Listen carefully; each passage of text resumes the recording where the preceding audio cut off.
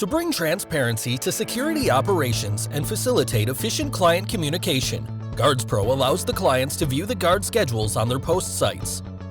They can also request new guard shifts for special coverage. To view schedules, click on Scheduler on the main menu. On the schedule, you can see the shifts for the entire month for all the post sites. You can view the schedule week or day-wise and use the filters to view the schedule for a particular post site. Clicking on the shift shows you the shift details: shift start and end time, shift type, standard or vehicle, post site, guard assigned, and the breaks. To request special coverage or new shift, click on the particular date on the schedule. On the pop-up, mention the details. Enter the start and end time for the shift.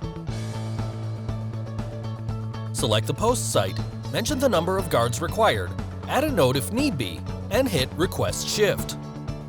You can edit the shift request. Simply click on Edit icon, make the required changes, and hit Request Shift.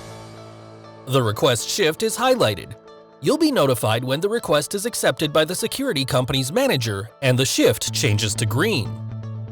If you have any more questions, please feel free to contact our support team anytime.